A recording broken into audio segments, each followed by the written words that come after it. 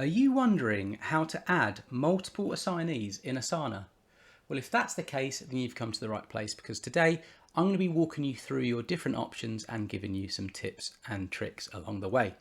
So as you can see, I've just created a brand new project for this demo.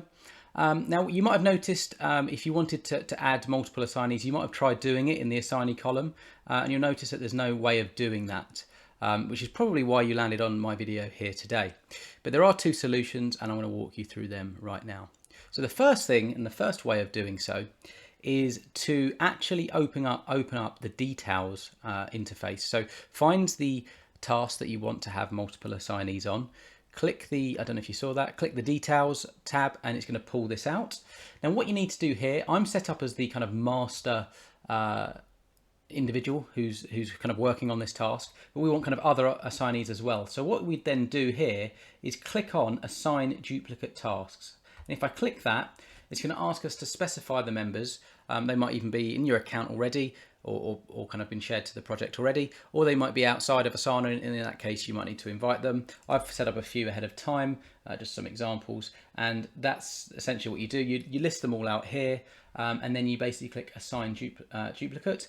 And what's going to happen is in the bottom left you'll see what it essentially does is it creates another task for that individual. So it doesn't really give you the option of having multiple assignees on the same task. And as you can see, it is a little bit messy. It's also a little bit confusing in terms of, who actually is responsible for this. Is it me? Is it Peter Parker in this example? So it's a little bit confusing, and it's probably the reason why I wouldn't actually recommend that you do this. But there is another option, and this is the way that I would go. So what I'm going to do is we're going to do it on the, what I'll do is just create a new task, make video edit for, I'll call it something different just so we can differentiate it. And you know what, I'll actually just add a quick, a new section called in progress. I just want to pull it apart so it's not kind of in the way with all the others. So let's pull it down here. So I'm the main guy behind this this task. But if you want to assign multiple different people to work on it as well, what you can do is head back into the details tab and actually set up some subtasks. So let's say I'm responsible for making sure that the edits are completed, but let's say, Peter Parker is responsible for reviewing the audio. We've got another individual who's responsible for removing, I don't know, white noise. I'm just trying to think of some examples that someone who's editing a video might do. You get the idea, and it's in here that you make your you basically assign individuals. So against the audio, we're going to go Peter Parker, our good old friend Peter Parker, and in here we're going to go somebody else I've set up before. We'll just go on you. And as you can see, both have been set up. So we've got a high-level task, which is fantastic. I'm responsible for that. But then we have some individual subtasks where assignees are kind of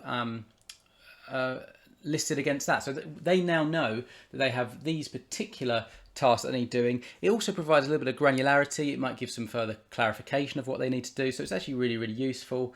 So I would recommend doing that. And one of the other benefits is that if any conversation is held down here, then our friend Peter Parker and our other individual are going to get those notifications as well. They can keep your messaging and chat all in one place, and if you start atting them, then they can kind of be notified of when things kind of are updated on this particular task. And the other benefit of this second way is that you can have collaborators as well, so you can add or remove collaborators to work on it. So it might not be what you're expecting. You can't have multiple assignees in one task as you might have expected, but you can by either almost duplicating the task or by having subtasks, and it's the subtasks option that I would recommend. So I hope this video is useful. If it was, please do hit the like button. That tells me that it was, and I should continue releasing videos like this. And do consider subscribing and heading over to my channel. I've got a whole playlist on Asana training, which may be of use to you, particularly if you are new to the tool. If you hit the bell button, you'll be alerted and notified of when I release new videos just like this. So with all of that said, hope you have an excellent day.